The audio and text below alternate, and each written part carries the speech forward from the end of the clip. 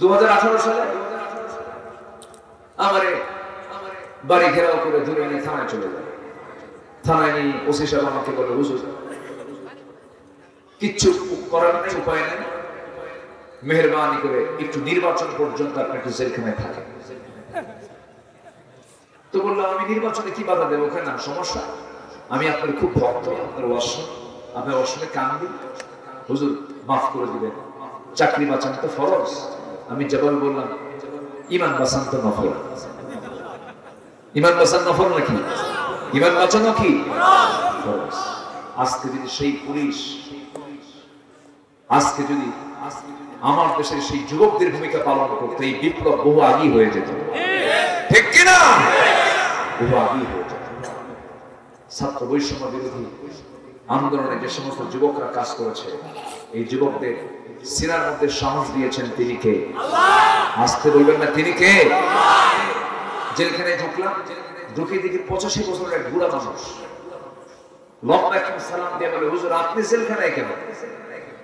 কাশলাম, খুব খুশি হয়েছে হুজুর আপনি জেলখানায় ঢোকাতে। তো বললাম, জেলখানায় ঢুকলাম, খুশি হলেন আপনি, এটা কেমন হলো?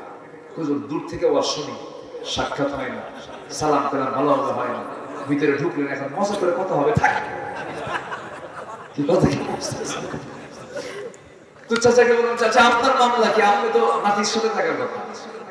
বলে যে, বাবা আমি নাকি বোমা হামলা করছি, বোমা হামলা, বিস্ফোরক মামলা করছি। তো 85 বছরের লোকের হাতের কি ফিটনেস থাকে? সে কি বোমা মারতে গিয়ে কি সে কি লক্ষ্যে মারবে না তার মাথার উপরে পড়বে? সে নিজেই তো শেষ হয়ে যাবে। এই ছিল 16 বছর, অনেক কথা। জেলখানায় আলেমকে ভরিয়েছিল তারা, অথচ লুটপাট, নৈরাজ্য, অত্যাচার, জুলুম, ফাঁসি, জুলুম করে রাষ্ট্রীয় জুলুম করে কত মানুষকে শেষ করে দেওয়া হলো। কিন্তু জালিমের পতন ঘটিয়ে দেন সরাসরি যিনি, তিনি আমার কে? আসতে বলবেন না তিনি আমার কে? আল্লাহ কি আছেন? আল্লাহ কি জানেন? আল্লাহ কি দেখেন? অথচ আমরা বলে বেড়াইছি মরা না পর্যন্ত পাই না, মরা পর্যন্ত আমরা তাহলে কি আকীদা আমাদের ভিতরে জন্মেছিল, যে কি করতেছিল, যে না মরা পর্যন্ত পাই না। কিন্তু মরার পরে হয়েছে না মরার আগে হয়েছে? বলেন বলেন বলেন বলেন। 2041 লাগছে? লাগছে 41? কিন্তু তারা নিয়ে গেছে কোথায়? তারা নিয়ে গেছিল কোথায়? 41 নিয়েছিল, কিন্তু আল্লাহ পাক 41 পর্যন্ত নেন নাই, 24 ফুটুস কে করে দিয়েছেন? সে আল্লাহ তাআলা পারেন, অবশ্যই পারেন। এজন্য সকল সাহায্য আমরা চাইবো কার কাছে? আল্লাহ। একটু কান লাগাবেন, মনোযোগ দিয়ে আমরা একটু কথাগুলো শুনে নেই। 10টা ক্ষতি থেকে আমরা যদি বাঁচতে পারি, জান্নাত আমরা পেয়ে যাব। জান্নাত আমাদের জন্য আল্লাহ রাব্বুল আলামিন বানিয়েছেন। জান্নাত আমাদের পৈতৃক ভিটা, বাপের ভিটা। আমরা জান্নাতের খাবার খেয়ে দুনিয়াতে এসেছি। এই দুনিয়া থেকে আবার সেই জান্নাতে যেতে চাই। একটু মনোযোগ দিয়ে শুনুন, মহান রাব্বুল আলামিন বলছেন 10টা ক্ষতি। 1 নম্বর ক্ষতি হলো সূরা আলে ইমরান। মারিয়াম আলাইহিস সালাতু ওয়াস সালামের বাবার নাম ইমরান আলাইহিস সালাতু ওয়াস সালাম। খুব দামি পরিবার এটা ছিল। এই সূরার নামকরণ করা হয়েছে ওই আয়াত থেকে, ইন্নাল্লাহা আসতাফা আদামা ওয়া নূহা ওয়া আলা ইব্রাহিম ওয়া আলা ইমরান আলাল আলামিন। জোরে বলুন আল্লাহু আকবার। আল্লাহ রাব্বুল আলামিন সেই সূরা 85 নম্বর আয়াতে বলছেন, যে বান্দা জীবন বিধান হিসাবে, তন্ত্রমন্ত্র হিসাবে, দল হিসাবে যে বান্দা ইসলামটাকে ছেড়ে দিয়া অন্য কোন দিনকে গ্রহণ করবে, অন্য কোন আইনকে মেনে নেবে, অন্য কোন দলকে গ্রহণ করবে, আল্লাহ বলছেন সে যতই নামাজ পড়ুক না কেন, রোজা রাখুক না কেন, দান সদকা করুক না কেন, হজ করুক না কেন, কপাল কালো বানায় ফেলুক না কেন, যা করুক না কেন, কোন দান সদকা, নামাজ, রোজা কোনো কিছু কবুল হবে না, শুধুমাত্র যদি সে আল্লাহর দ্বীনকে যদি সর্ব জায়গায় না মেনে নেয়, জীবন বিধান হিসেবে গ্রহণ না করে নেয়, ইসলামী দল যদি না করে, মহান রব্বুল আলামিন বলছেন আমি তার কোনো কিছু কবুল করব না। এই কথাটা কোনো মোল্লার কথা না, আল্লাহর কথা। বাড়িতে মিলায় মিলাবেন, আমি বানায় বলিনি, বাড়িতে মিলাবেন। সূরা আলে ইমরান আয়াত নাম্বার 85। আয়াত নাম্বার কত? 85। কোন বক্তা কিন্তু নিজের ওয়াজ করে না, বক্তা করে কার ওয়াজ? কোন আলোচক কার ওয়াজ করে? হ্যাঁ, আমার দেশে আবার কিছু আলোচক আছে তারা নিজের বাপের ওয়াজ করে। আছে কি? বাপের ওয়াজ, দাদার ওয়াজ আছে। কল্প কাহিনী, এটা নাটক বানায় আছে। ওদের এখন একটু কঠিন সময় পার হচ্ছে। এর মধ্যে অন্যতম একজন আছে ব্রাহ্মণবাড়িয়া। ও জিকির করতে করতে ওরে বাপরে বাপ, আছে না এরকম? আছে না? আল্লামা সৈয়দ কামালউদ্দিন জাফরির মতো ব্যক্তির বিরুদ্ধে কথা বলে, চিন্তা করা যায়? সৈয়দ কামালউদ্দিন আব্দুল্লাহ জাফরি হচ্ছেন সেই আলেম যিনি শুধু এই দেশ নয়, আরব বিশ্বের বড় বড় শায়েখদের কাছে তিনি একজন জনপ্রিয় আলেম। শেখ আব্দুর রহমান সুলাইসি সহ, হুজাইফি সহ, তারপরে কি বলে সৌদি আরব কেন্দ্রিক যে সমস্ত আন্তর্জাতিক যে সংস্থাগুলো আছে, এই সংস্থাগুলোর তিনি একজন অন্যতম সদস্য। হারামাইনের, তারপরে মদিনা ইউনিভার্সিটি, এই যে বড় বড় গুরুত্বপূর্ণ জায়গা, তিনি গুরুত্বপূর্ণ একজন ব্যক্তি, তাকে সবাই চেনে। আন্তর্জাতিক একজন আলেম দ্বীন, যিনি সাইদ আবুল আল মদিনের সঙ্গে চলা মানুষ, যিনি ইউসুফ আল কারসাবির মতো ব্যক্তিদের সঙ্গে চলা মানুষ, সেই লোকটার বিরুদ্ধে এই সাতামাতা বেয়াদবটা বলে যে সে চরিত্রহীন, সে খারাপ মানুষ, এই জাতীয় কথা বলে। সম্মানিত বন্ধুগণ, আজে বাজে লোক দিয়া মঞ্চ আমরা নষ্ট করতে দেব না। আসতে কন কেন? কিছু নেতাও ছিল আজে বাজে, কিছু আলোচক ছিল যে আলোচকের প্রশংসা করে হলো শামীম ওসমানের মতো মানুষ। 16 বছর চলে গেছে, এদেশে অনেক পরিচিত আলেম ওলামা ছিলেন যাদের নামে একটা মামলা তো দূরের কথা, একটা গায়ে আঁচড় পর্যন্ত লাগে না। আবার কিছু আলেম ছিলেন যারা জেলখানায় থেকে থেকে ধুকে ধুকে শেষ পর্যন্ত ফাঁসির মঞ্চে তিনি হাসতে হাসতে ফাঁসির মঞ্চে বিদায় নিয়েছেন, বাতিল শক্তির কাছে মাথা নত করেন নাই। বিগত সরকারের আমলে নিয়োগপ্রাপ্ত বাইতুল মুকাররমের একজন খতিব, তার পিতা একজন যোগ্য ছিলেন বিশ্বাস করি, কিন্তু তার সন্তান নিয়োগ পেয়েছিলেন। এমন নিয়োগ পেলেন 5 আগস্টের পর বিজ্ঞপ্তি দিয়েছে, বিশেষ হারণ বিজ্ঞপ্তি, বাইতুল মুকাররমের খতিব সাহেব 2 সপ্তাহ না, 3য় সপ্তাহে জুমার নামাজ পড়তে এসেছে দখল করার জন্য। জনগণ মাশাআল্লাহ মানে জুতা ঠিক মতোই মারছে। বিকেল বেলা সাংবাদিক সম্মেলন করে বলতেছে, আমি নিজেকে খুবই ধন্য মনে করি, আল্লাহর রহমত আমার উপরে নাযিল হয়েছে, একটা জুতার বাড়ি আমার গায়ে লাগে না। কি কথা কি বুঝতেছেন আপনারা? জিল্লতি কে দেন? আসতে বলবেন না, জিল্লতি কে দেন? অথচ যাদের নামে একটা মামলা হলো না, যাদের উপরে বাতিল শক্তির কোনো বদনজর পড়লো না, সেই ব্যক্তিগুলো আজকের এই পরিবেশ আসার পরে তাদের মুখ থেকে বড় বড় কথা বের হয়, চোরের মায়ের বড়। ঠিক আছে না ভাই? আফসোস লাগে। সম্মানিত ভাই, একটু কান লাগান। দল করতে হবে কার? আল্লাহর দল যে করতে হবে, এই কথা কি কোরআনে আছে? কোন সূরায় বলে? আলে ইমরান কয় নাম্বার আয়াত? বলেন বলেন বলেন বলেন বলেন, মুখস্থ করতে হবে তো, দলিল দিবেন। হ্যাঁ, সূরা আলে ইমরান কয় নাম্বার আয়াত? 50 বলে দিবেন। নামাজ পড়ো, রোজা রাখো, হজ করো, যাকাত দাও, দান সদকা করো, মসজিদ বানাও, মাদ্রাসা বানাও, যা বানাও বানাও, তোমার দল যদি ইসলাম না হয় কিচ্ছু কাম লাগবে না, কোনো কাজই আসবে না। এই কথা আব্দুল্লাহ আল আমিন বলেন না? রিদওয়ান ভাইয়ের কথা নয়, মুরব্বির কথা না, কারো কথা নয়, কথা কার? আয়াত নম্বর কত? মনে থাকবে তো? হ্যাঁ, সবাইকে বলে বেড়াবো, দাওয়াতি কাজ করবে।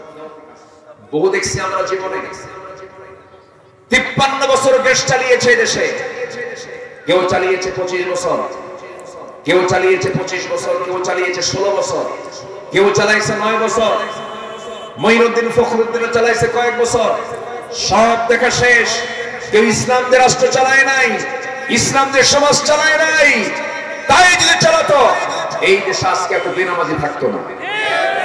কোরআন থেকে এত মাহরুম থাকতো না।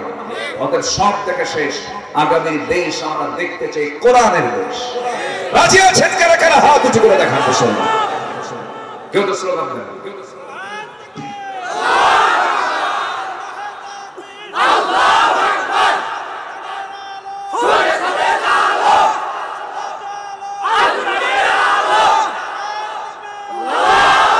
আমার নেতা তোমার নেতা, আমার নেতা তোমার নেতা। হ্যাঁ, নেতাও সিলেকশন করতে হবে।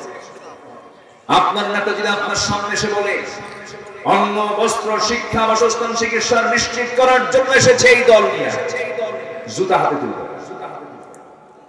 যদি বলে আমরা ইসলাম দিয়ে চাই, আমরা ইসলাম দিয়ে রাষ্ট্র চাই, আমরা ইসলাম দিয়ে সমাজ চালাতে চাই, ওই খান। কিন্তু ইসলাম ছাড়া যে নেতা আপনার সামনে কোনো কিছু নিয়ে আসবে, জুতা নিয়ে দাঁড়ায় থাকবেন, জুতা বেটা করা দরকার। আমরা ইসলাম চাই। কি চাই বলেন? ইসলাম। আমি মুসলমান, আমার ইসলাম দরকার, অন্য কিছু আমরা চাই। আচ্ছা, আমার কথা থেকে রাগ করতেছেন না? কি মন খারাপ করতেছেন নাকি? এটাই বাস্তব কথা। অনেক ঠকা ঠকছি আমরা, আর ঠকতে চাই না। আমরা ইসলামকে দেখবো, জোরে বলি ইনশাআল্লাহ। ইসলামকে দেখবো শুধু নামাজে না সমাজে? সমাজে না রাষ্ট্রে? সব জায়গায় দেখার দরকার আছে না নাই? ইসলাম দিকে রাষ্ট্র চলতে পারে? আসলে চলতে পারে? আমার দেশে কেউ চালাইছে? আমার দেশে কি চালানো যেতে পারে না? আল্লাহ কবুল করুন, আল্লাহ কবুল করুন। তাহলে আল্লাহ বলছেন যারা দল হিসাবে, জীবন বিধান হিসাবে, তন্ত্রমন্ত্র হিসাবে, ইসলাম হিসাবে ইসলামকে বাদ দিয়ে অন্য কোনো দিনকে গ্রহণ করবে, তারা কি লাভে না লসে? লসের আরবি হলো খুসরান। খুসর, ইন্নাল ইনসানা লাফি খুসর। তাহলে বলুন তো ক্ষতির আরবি কি? খুসরান। বলেন বলেন বলেন, এখানে এখানে এখানে খুসরান শব্দটা আসে। বলেন লসের আরবি কি বলেন তো? ক্ষতির আরবি কি? খুসরান। এই খুসরান শব্দটা আমার 10টা আয়াতই থাকবে। 10টা যে ক্ষতি আছে আমি মিলাই দেব। মাথায় রাখবেন, আমি যে আয়াতই বলবো সে আয়াতের মধ্যেই খুসরান বা খুসর শব্দটা খুঁজে পাবেন। একটু কান লাগাবেন, সবাই মনোযোগ দিয়ে শুনবেন কথাগুলো। আমরা তো জীবনে বহু ওয়াজ শুনি, আমাদের ক্ষতিগুলো তো আমাদের আগে জানা দরকার। তাছাড়া তো ভুল জায়গায় তো লস হয়ে যাবে, ভুল জায়গায় আমরা লাভ পাবো। আগে লসের বিষয়গুলো আমরা একটু জানি, এরপর আমরা লাভ পেয়ে যাবো।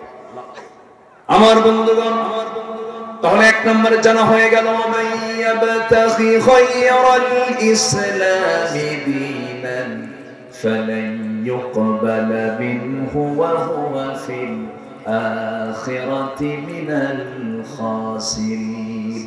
সূরা আলে ইমরান আয়াত নাম্বার 85। আল্লাহ বলছেন যারা বাহের মতো তালাশ করবে, জীবন বিধানের হিসেবে দল হিসেবে ইসলামকে ছেড়ে দিয়ে অন্য কোনো দিনকে গ্রহণ করবে, ফালাই ইউকবালা মিনহু, সামনের লাম শব্দ এসেছে, যারা আরবি বুঝেন তারা বুঝবেন। আল্লাহ রাব্বুল আলামিন একদম নিশ্চিত করে বলছেন তারা আমি কোনো কিছুই কবুল করব না, এবং আখিরাতের জিন্দেগিতে সেই ক্ষতিগ্রস্তদের অন্তর্ভুক্ত হয়ে যাবে। নাউযুবিল্লাহ। নাম্বার 2 হলো শয়তানকে যারা বন্ধু বানাবে, অভিভাবক বানাবে। শয়তানের বন্ধু মনে হয় খেতলালে নাই, জয়পুর হাটে না। বন্ধু না থাকলেও এজেন্ট আছে। বন্ধু না থাকলে কি আছে? এজেন্ট আছে। শয়তানের থাকা লাগে না, শয়তান এজেন্টকে দায়িত্ব দিয়ে চলে যায়। যেরকম সুদখোর কিছু আছে, ওর কাছে শয়তানের থাকাই লাগে না, নিজে একটা আস্ত শয়তান। সুদ তো মনে হয় খেতলালে নাই। এই সময় যেন মাহফিল থেকে কেউ ওঠেন না, উঠলেই ভাববো ওটাই সুদ খায়। বসো, এই বসো বসো। সুদ খাওয়া যাবে না? আচ্ছা, সুদ খাওয়া যাবে? সুদ খেলে জান্নাত না জাহান্নাম? বলেন জান্নাত না জাহান্নাম? তো সুদের ওয়াজ করে হলো শয়তান, সুদ চালা। আর যাকাতের হুকুমটা কার? যাকাতের হুকুমটা কার? শয়তানকে যারা বন্ধু বানায় তারা মদের দোকান দেয়, তারা সুদের কারবার করে, তারা জেনার লাইসেন্স দেয়, হোটেল বানায়, সেই জায়গায় বেশ্যাবৃত্তির কাজগুলো করে। আমার দেশে হোটেল ব্যবসায়ী জেনার কারবার করে, এমন বুঝি হাজী সাহেব আমার দেশে নাই? হ্যাঁ, মানে জেনার কারবার করে, জেনার হোটেল বানায় রাখছে, কিন্তু উনি একজন আলহাজ। উনি কি আলহাজ?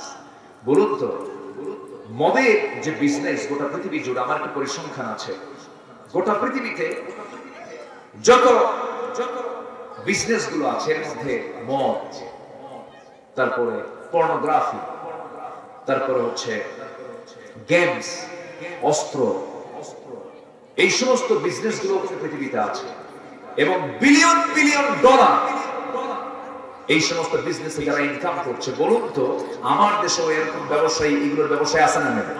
ওরা কি চাবে এই দেশে কখনো ইসলামী শাসন আসুক? বলেন, চাবে ওরা?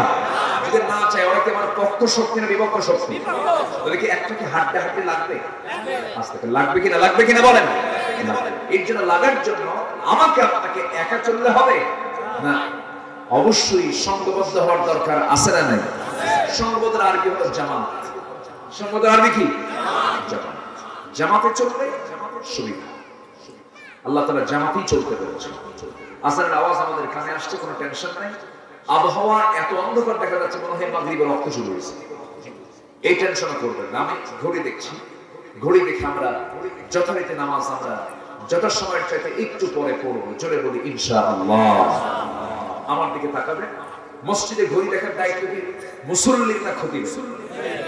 আজকের মাহফিলে ঘড়ি দেখার দায়িত্ব কি শ্রোতা না বক্তা? আমি দেখবো। আমাকে দায়িত্ব দিলেন তো নাকি? ইনশাআল্লাহ। এখন আমার দিকে তাকান, সম্মানিত ভাইরা।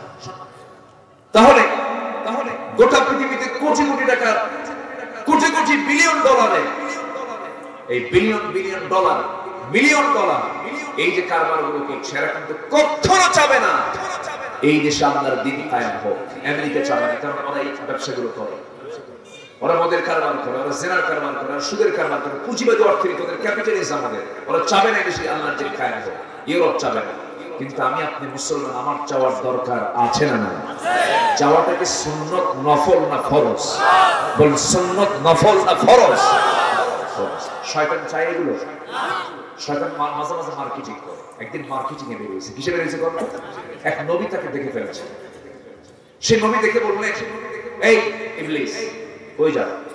মার্কেটিং এ যাচ্ছি। কোথায়? কি তো যাচ্ছি লোকজনদের মাঝে। কি কি নিয়ে যাচ্ছে মার্কেটিং? তিনটা পণ্য নিছে, তিনটা জিনিস। কি কি?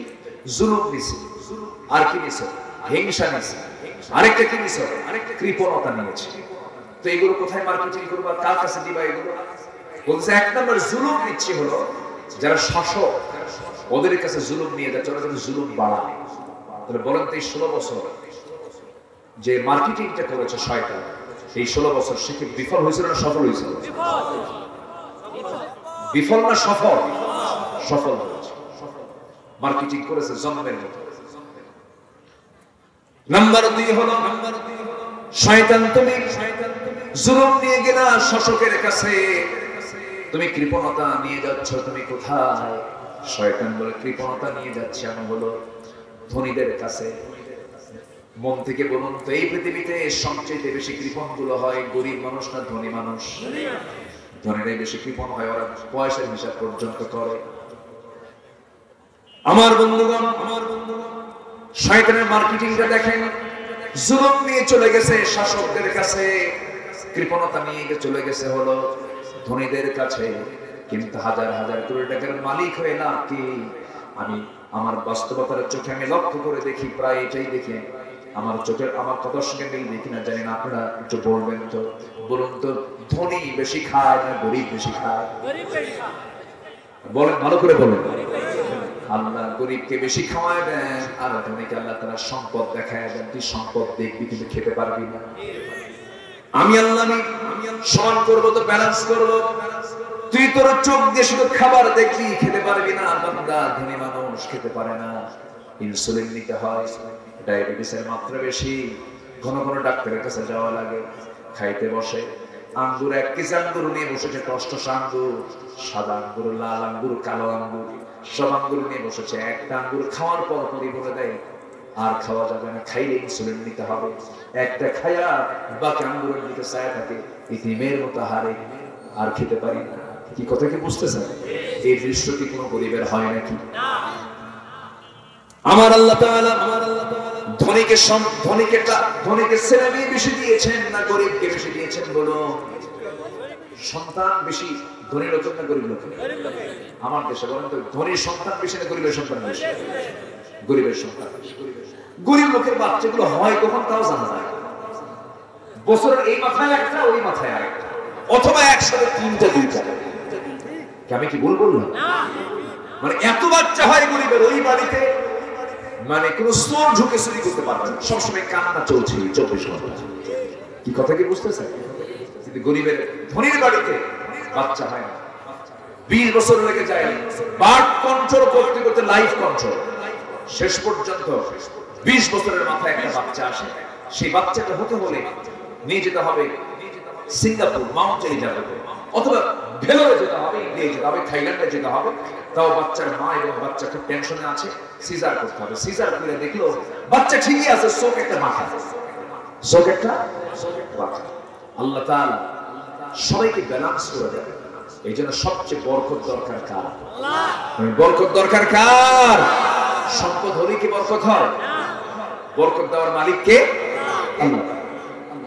আমার বন্ধুগণ, আমার ভাইয়েরা, শয়তান মার্কেটিং চলে গেল কৃপণের কাছে। এবার বলছে, শয়তান তুমি হিংসা নিয়ে যাচ্ছ কার কাছে? শয়তান সঙ্গে সঙ্গে বলতেছে, আমি হিংসা নিয়ে যাচ্ছি হলো যারা জ্ঞানী গুণী মানুষ, যারা জ্ঞানের বাহাদুরি করে তাদের মধ্যে আমি নিয়ে যাচ্ছি হিংসা। দেখবেন একজন ডাক্তার আরেকজন ডাক্তারের ব্যাপারে যদি বলা হয়, ভাই ওই ডাক্তারটা কেমন, ও তো গরু, কিছু বোঝে, ওর অভিজ্ঞতা আছে। আবার কিছু আলেমকে বলবেন, আলেম ওই অমুক আলেমটা কেমন, ও তো ছাগল, ও তো ছাগল। প্রকৃত আলেম যিনি, তিনি কখনো এই জাতীয় কথা বলবেন? আস্তে বলবেন, বলবেন। যারা জ্ঞান নিয়ে যারা বাহাদুরি করে, জ্ঞান নিয়ে যারা তাকাব্বুরি করে, তাই সবচাইতে বড় মূর্খ। আমার দেশে এরকম কিছু বাহাদুর আছে না নাই? জ্ঞানের বাহাদুরি করে বলে আছে না নাই? না, জ্ঞানের বাহাদুরি সেই করে যে শয়তানের এজেন্টের কাজ করে। জ্ঞানের কোনো অহংকার করা যাবে না। জ্ঞান হচ্ছে এমন একটা বিষয় যে কাজ কে দেন, কে দেন, কে দেন, আল্লাহ শুকরিয়া আদায় করতে হবে। এগুলো শয়তানের কাজ। যারা এগুলো করবে তারা শয়তানের কি হয়ে যায়? বন্ধু হয়ে যায়। আল্লাহ রাব্বুল আলামিন বলেন সূরা নিসা 119 নম্বর আয়াত, ওয়া মান ইয়াত্তাখিযিশ শাইতানা ওয়ালিয়্যান মিন দুনিল্লাহি ফাকাদ খাসিরা খুসরানান মুবিনা। এখানে খুসরান শব্দ আছে না নাই? দুই আয়াতে কয়টা খুসরান পাইলাম? বলেন, খুসরান কয় জায়গায় পাইলাম? দুইটা ক্ষতি আমাদের জানা হলো। এক নম্বর হচ্ছে যারা দল হিসেবে ইসলামকে না মানবে তারা ক্ষতিগ্রস্ত, যারা শয়তানকে বন্ধু বানাবে তারা ক্ষতিগ্রস্ত। এবার নাম্বার 3 চলে আসেন, আল্লাহর সাথে যারা দৃঢ় অঙ্গীকার যারা ভঙ্গ করবে, আল্লাহ তাদেরকে ক্ষতিগ্রস্তদের অন্তর্ভুক্ত তারা হয়ে যাবে বলেছেন আল্লাহ রাব্বুল আলামিন সূরা বাকারার 27 নম্বর আয়াতে বলছেন, আল্লাযীনা ইয়ানকুদুনা আহদাল্লাহি মিন বা'দি মিসাকিহি ওয়া ইয়াকতাউনা মা আমারাল্লাহু বিহি আন ইউসালা ওয়া ইউফসিদুনা ফিল আরদ উলাইকা হুমুল খাসিরুন। এখানে কি খাসির শব্দ আছে? আছে। তাহলে কয়টা পাওয়া গেল? কয়টা পাওয়া গেল? আমার কথা কি বিরক্ত হচ্ছেন কিনা জানি না। তাহলে আল্লাহর পরামর্শ আমরা অঙ্গীকার করেছি। আল্লাহর কাছে কি অঙ্গীকার করেছি বলো? আমরা পৃথিবীতে যখন আসেনি তখন আমরা ছিলাম কিসের জগতে? হ্যাঁ, এই রূহের জগতে ছিলাম। কিসের জগতে ছিলাম বলেন তো? রূহের জগতে আল্লাহ পাক আমাদেরকে প্রশ্ন করেছিলেন। কোরআন বলছে, কোরআন কি মিথ্যা বলবে? কোরআন বলছে, আলাস্তু বিরাব্বিকুম, আমি কি তোমার রব নই? তখন আমরা কি বলেছি? না, এটা কইছি। কি বলেছি? ক্বালু বালা, হ্যাঁ তুমি তো আমার রব। ইমাম গাজ্জালী এটা জাস্ট একটা রূপক কথা বলছে, এটা কোনো দালিলিক কথা না, এটা দলিল লাগাবে না। ইমাম গাজ্জালী তিনি বলেছেন, আমি যে রূহের জগতে আমাকে আল্লাহ যে প্রশ্ন করেছেন আমি কি তোমার রব নই, আমি বলেছি হ্যাঁ তুমি আমার রব। এটা আমার মনে আছে। জাস্ট ওনার এটা তার তাসাউফে, তার চিন্তা চেতনা, তার গভীরতার কারণে তিনি হয়তো বলতে পেরেছেন। কিন্তু আমার জানা না। আপনার কি মনে আছে? আরে মনে আছে ভাই? কিন্তু আমরা বলেছি এটা শতভাগ সত্য। কারণ দলিলটা কিসে? দলিলটা কিসে? কোরআন। আমরা তো অনেক কিছুই মনে নেই আমাদের। মার দুধ খাইছি কয় মাস না কয় বছর? বলেন কয় বছর? 2 বছর। মনে আছে আমাদের? কিন্তু খাইছি কিনা? খাইছি কিনা? যদি বিশ্বাস না করেন তাহলে কি মাকে মানবেন আপনি? আপনার মা বলছেন তুই আমার দুধ খাইছিস, বিশ্বাস করি নাই? না দেখে বিশ্বাস করছে হ্যাঁ দুধ খাইছি। তুই আমার পেটের মধ্যে ছিলি 10 মাস, ছিলেন কিনা বলেন? মনে আছে? মনে আছে? এই মনে আছে নাকি আপনাদের? কিন্তু বিশ্বাস করি কিনা? বিশ্বাস করে দিয়েছি। তাহলে আমিও রূহের জগতে সাক্ষ্য দিয়েছি হ্যাঁ তুমি আমার রব। বিশ্বাস করেছি কেন? কোরআন আমাকে জানিয়ে দিয়েছে। যেরকম সুবহানাল্লাহ। এত বড় স্বীকৃতি আমি দিয়ে আসলাম, দিয়ে আসার পরে যদি আমরা দুনিয়াতে এই অঙ্গীকার যদি ভঙ্গ করি, আল্লাহ বলছেন উলাইকা হুমুল খাসিরুন, এরা হচ্ছে প্রকৃত ক্ষতিগ্রস্ত। যেরকম নাউযু বিল্লাহ। আমরা কি ক্ষতিগ্রস্ত হতে চাই? আমরা কি নামাজ পড়তে চাই? নামাজ মানে কার হুকুম মেনে চলা? আসতে বলবেন না, কার হুকুম মেনে চলা? নামাজ পড়ো তো কয় ওয়াক্ত? জোরে বলেন কয় ওয়াক্ত নামাজ? 5 ওয়াক্ত নামাজ। নামাজ আমরা ছেড়ে দেব না। নামাজ হচ্ছে আল্লাহর হক। আল্লাহ রাব্বুল আলামিন কিয়ামতের দিন নামাজ নিয়ে আগে প্রশ্ন করবেন। আবার জাহান্নামে যাওয়ার জন্য আপনি কোরআনকে প্রশ্ন করুন, কোরআন বলো তো জাহান্নামে যাবার 1 নম্বর কারণ কি? মা সালাকাকুম ফি সাকার ক্বালু লাম নাকু মিনাল মুসাল্লিন ওয়া লাম নাকু নুতঈমুল মিসকিন ওয়া কুন্না নাখুদু মা'আল খায়িদিন। জাহান্নামে যাওয়ার কারণ হলো আমরা দুনিয়ার জিন্দেগিতে নামাজ পড়ি নাই। কি পড়ি নাই বলেন? নামাজ পড়ি নাই। নামাজ না পড়ে আমরা দুনিয়া থেকে বিদায় নেওয়ার কারণে আজকে আমরা জাহান্নামে। আমার বন্ধুগণ, এই দেশে এমন পীরের দরবার আছে যে পীরের মুরিদ হলে পরে নামাজ লাগে না। আছে কি না? এরকম ভণ্ডামি নাই? আচ্ছা, আমার দেশে কিন্তু বহু আছে। শুধু গরু পাঠান লাগে বছরে একবার, গরু আর ছাগল। গরু ছাগল পাঠালেই তার মানে মানে সে ওকে হয়ে গেল, সে জান্নাত পেয়ে যাবে। যেরকম নাউযু বিল্লাহ। এখন সময় এসেছে যে দরবারে দেখবেন তদন্ত করবেন, যে দরবারে কোন ভণ্ড তার মুরিদ কর্তৃক সেজদা নেয়,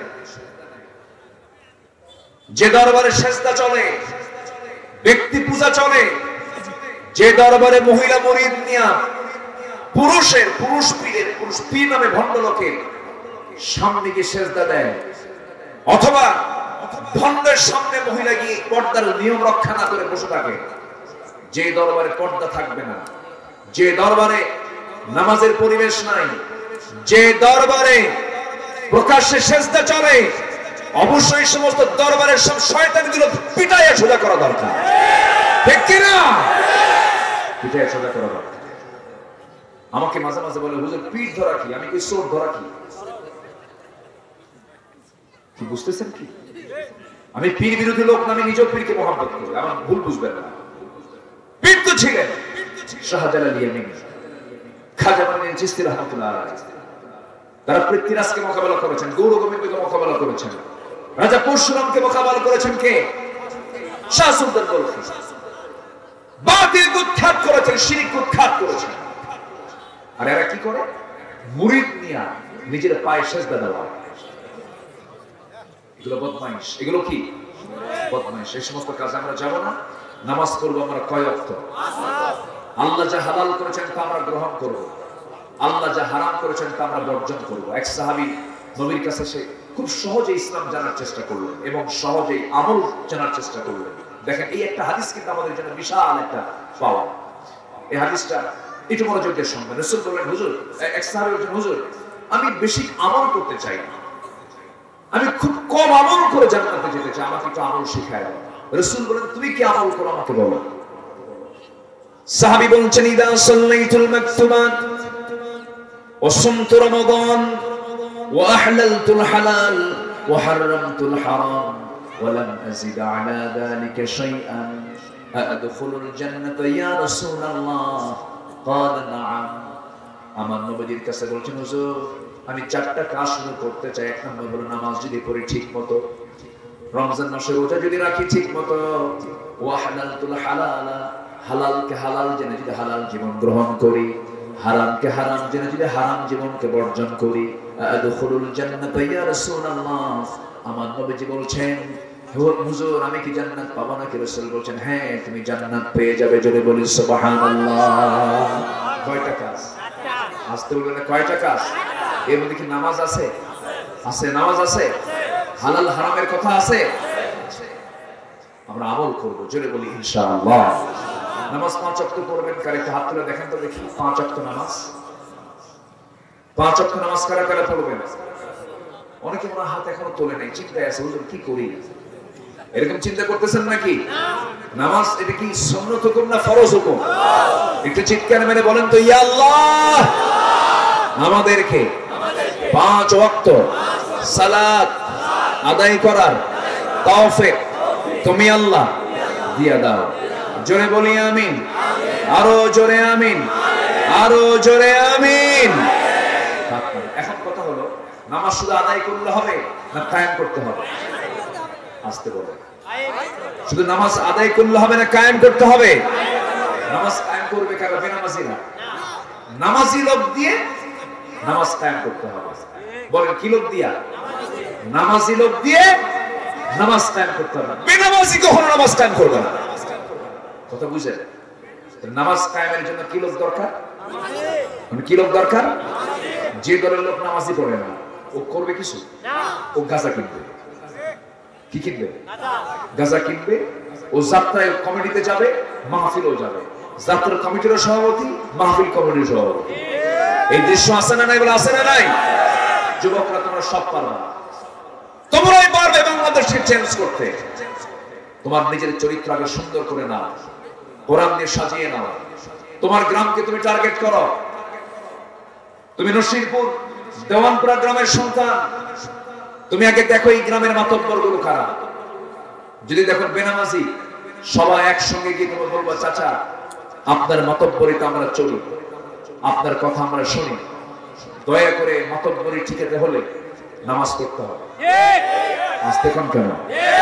আসতে কম কেন? নামাজ পড়তে হবে আপনার। যদি নামাজ পড়ে, নামাজ যদি না পড়ে আল্লাহর হক নষ্ট যে করে তার দ্বারা কোনো মাতব্বরি চলবে না। ক্লিয়ার? এই যুবকরা রাগ করতেছে নাকি? আমাকে কিন্তু এগুলো কেউ বলে দেয় না, আমার ভাই বোন না, এখানে আমাকে বলে দিচ্ছে, আমি নিজের মতো করে বলছি। এরপরে যুবকরা তুমি এই গ্রামে সকল বাড়ির দিকে খেয়াল করবা, লক্ষ্য করে দেখবা যে কোন গ্রাম থেকে কোন মহিলা বোরকা ছাড়া বের হয়। কি ছাড়া বের হয়?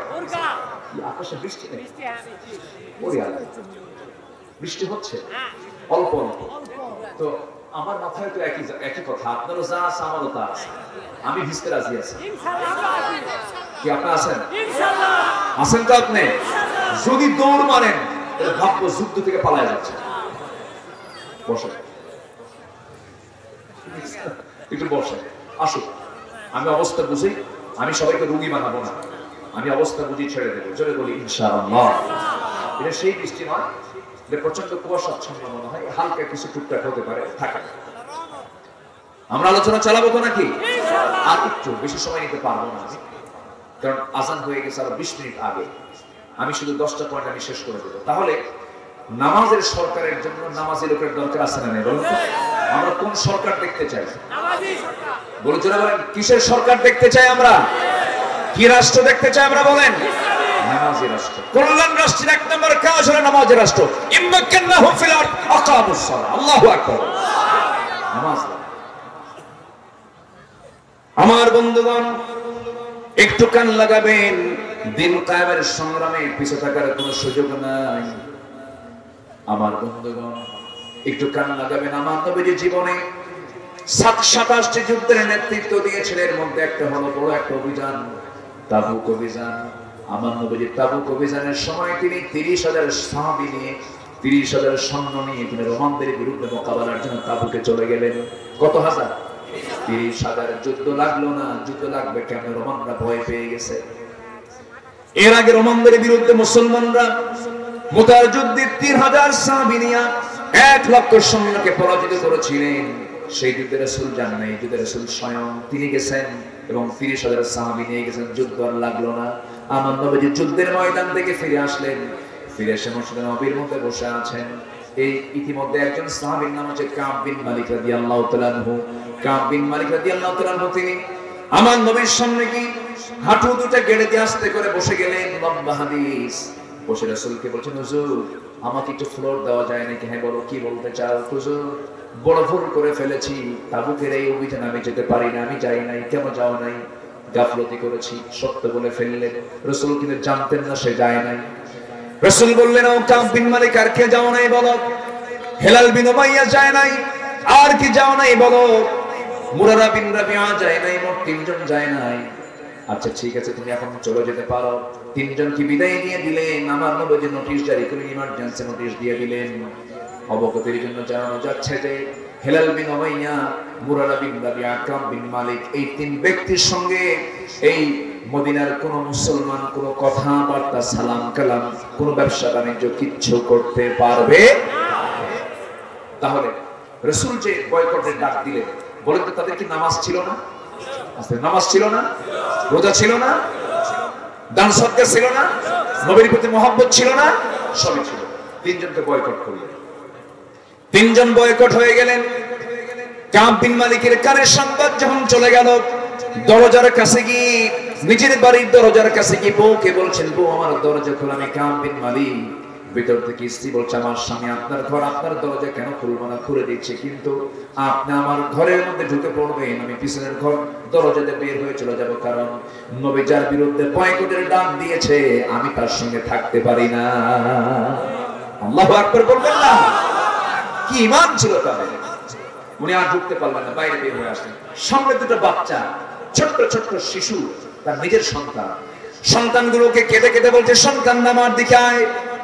সন্তানগুলো বলে, বাবা যাব না। যাব না কেন? রাসূল তোমার সঙ্গে কথা বলা বন্ধ করতে বলেছেন, আমরা তোমার সঙ্গে কথা বলবো না, দেখা করব না। আল্লাহু আকবার। কাব বিন মালিক কাঁদেন, দিনের পর দিন, রাতের পরে রাত সিজদায় পড়ে পড়ে তওবা করছেন আর কান্নাকাটি করছেন। ওইদিকে হেলাল বিন উমাইয়ার কানে চলে গেল 75 বছর বয়স। কত বছর বয়স? 70 থেকে 75 বছর বয়স। বুড়া হয়ে গেছেন, যুদ্ধে যেতে পারেন নাই, গাফলতি করেছেন।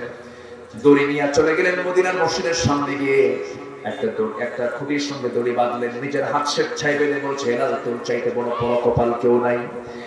যে লোকের বিরুদ্ধে রাসূল বয়কটের ডাক দেয়, হাত পর্যন্ত ঘা হয়ে গিয়েছিল, সালাম দেন সবাইকে, তো সালামের জবাব নেয় না। কাঁদতে কাঁদতে অস্থির হয়ে গেলেন। মুরারা বিন রাবিয়া সিজদায় পড়ে কাঁদেন।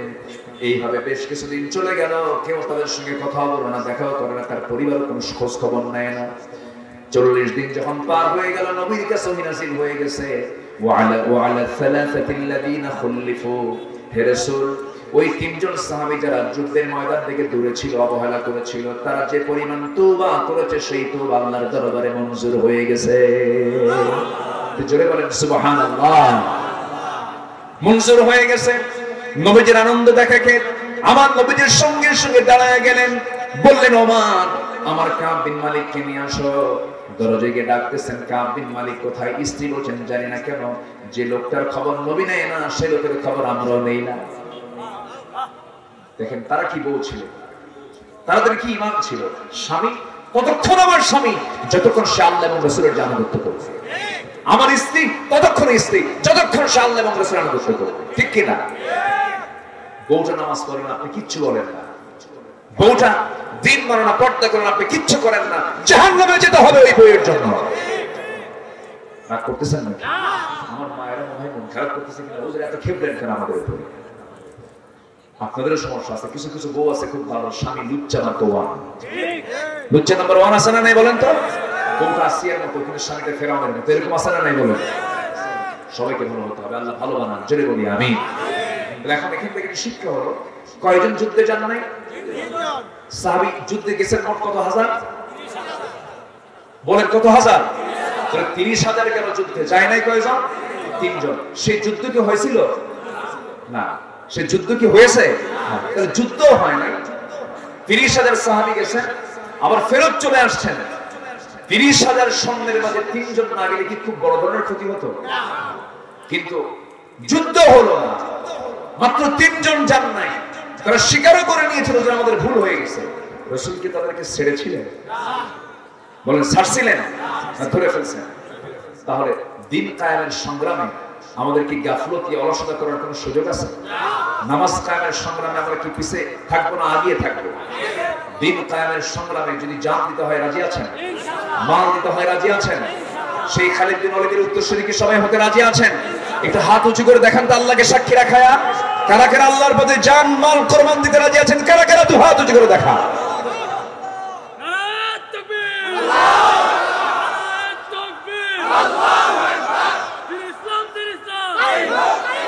জিহাদ জিহাদ জিহাদ চাই, বাঁচতেও চাই মরতেও চাই, দুটাই দরকার। শুধু বাঁচবেন তাহলে মরবেন কারা?